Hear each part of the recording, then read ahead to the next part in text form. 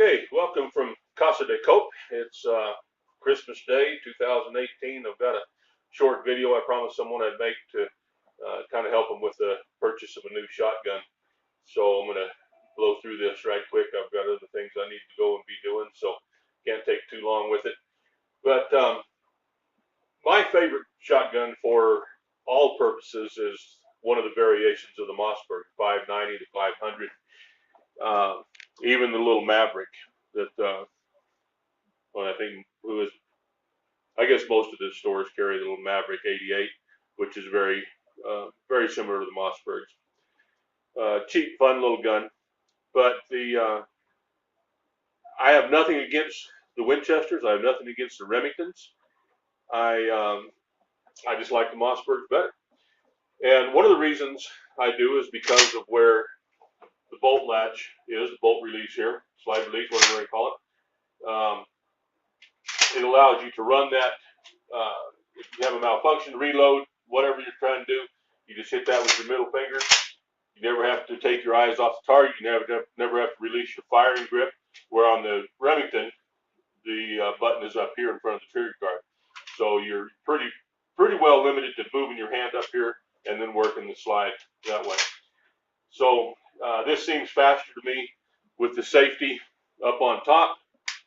It instead of the cross bolt safety that the Remington has, it allows me to do everything from the firing position, the firing grip.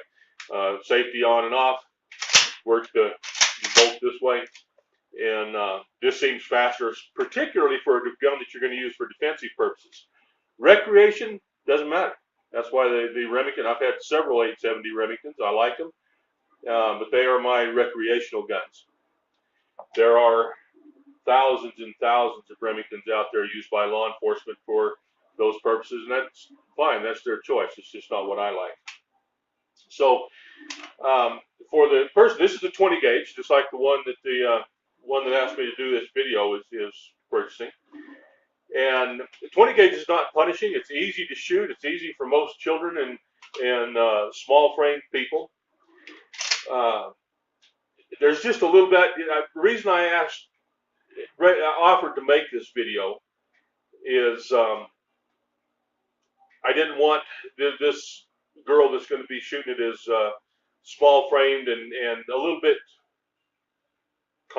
apprehensive, I guess, for shooting the shotgun. So I said, well, let me do this, and since we're not going to see you for a while, let's do it this way, and maybe that'll help you to not hurt yourself and not be scared of the gun. The 20 gauge won't hurt you, but it'll bump you pretty good if you're not paying attention. So as you're standing, pretty much like in the stance that we recommended for your handgun training, as far as your feet goes, about shoulder width apart, your support side foot, your left foot, if you're right-handed, be slightly forward and angled away from your target, probably 30-35 degrees, something like that. Whatever's comfortable for you. It doesn't work too well to face your target squarely. Since I'm in the house by myself, I can point the shotgun wherever I want to. If facing the target squarely, this is very awkward, and it causes you to have to move your head. Where if I square off here at a little bit of an angle, it's a little bit more comfortable. Now, if you watch my head, well, let's go first. We got the feet. We'll come up to the waist. We want to bend forward slightly at the waist, not from the floor, from the ground, from your feet forward. We want to bend at the waist. It's like you want your weight slightly forward, so that you're not pushed off balance with the recoil of the shotgun. When I say that, don't let it scare you, because the recoil is not bad, especially on a 20 gauge. But even a 12 gauge is not that bad if you handle it properly.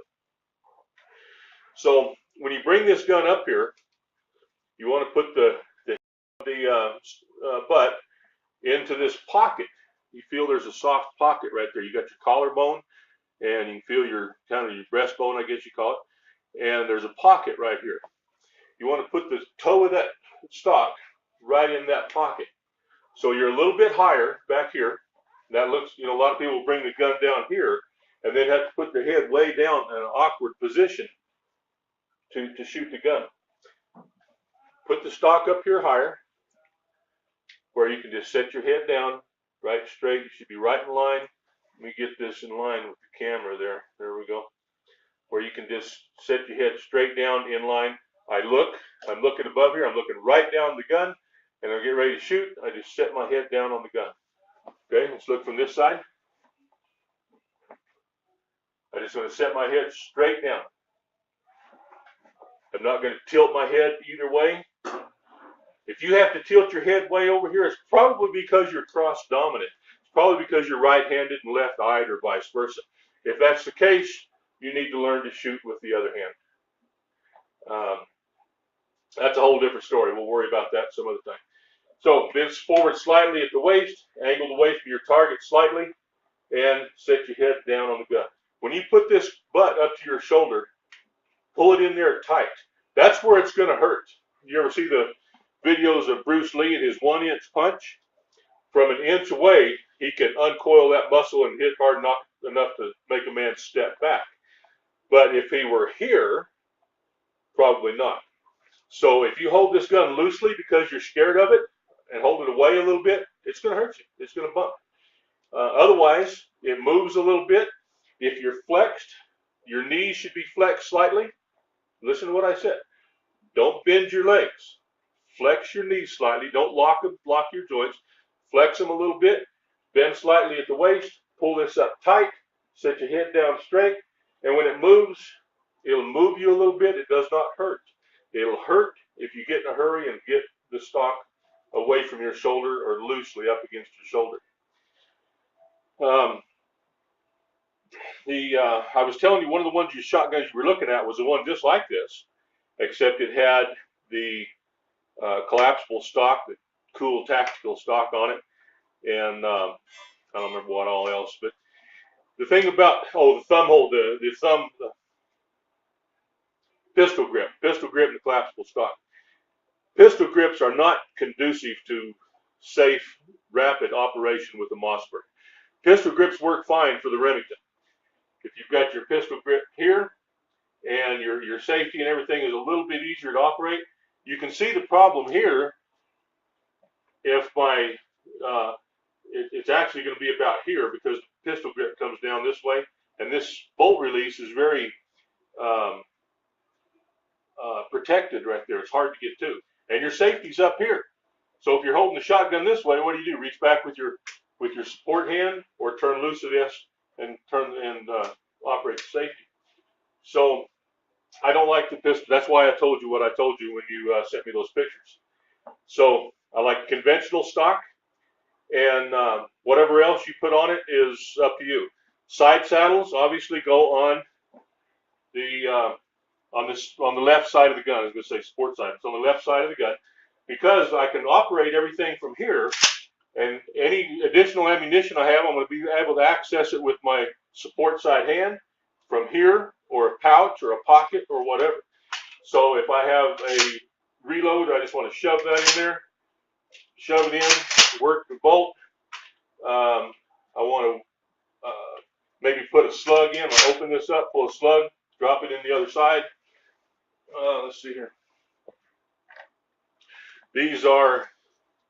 These shells have been cut off. They're perfectly safe, dead primers, and the tops have been cut off of them, and they're empty. They may or may not function very well in this action. So let's say I've got a slug here. I have a problem with a vehicle, or a longer range shot, or even big game. I want to get this slug in here because I've had birdshot in here, or buckshot or something. So let's say I've got buckshot chambered, or birdshot, and I want to put a slug in here. I'm going to hit the bolt release very, very quickly and easily with this finger, my middle finger on my firing hand. I'm going to jack the one out on the ground that's in the chamber. I'm going to roll this one out, and take this, pop it in, shut the bolt, and I'm ready to go. Quick, easy, and it's really, really simple to run this Mossberg. One thing I forgot to add, we were looking at more of the sporting recreational configuration of the shotgun. This one would be more for self-defense. This is a long history on this shotgun, but it's configured similar to a 590. If you look at the rear sights, the aperture sights, ghost ring sights, some people call them, ghost ring, and see how high the front sight is.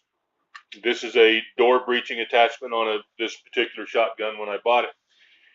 What I wanted to tell you though is this one will be not as suitable. If you're looking for a recreational gun, you're going to be a little bit disappointed in this one. It takes a little bit of practice because the sights are so high off the barrel. If you're shooting close range clay pigeons or tin cans or whatever it is you're shooting, you have to make some adjustments. This is a defensive gun. It's made more for these sights are for slugs, for deer hunting or longer range stuff. So if you're shooting clay pigeons, you're going to find this a little bit hard to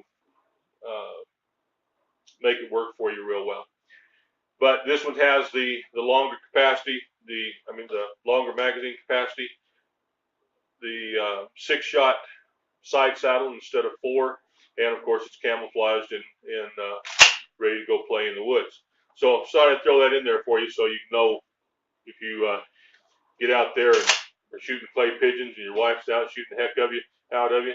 It may be because she's just a better shot than you, but it may be because your shotgun's configured. So until we have a chance to get together personally, I hope that this will give you a few ideas and help you to. I can't think of anything else, but that ought to get you going. That's what I wanted to do. So until I see you in person, well, this will have to do. Thanks for watching, and we'll talk to you later.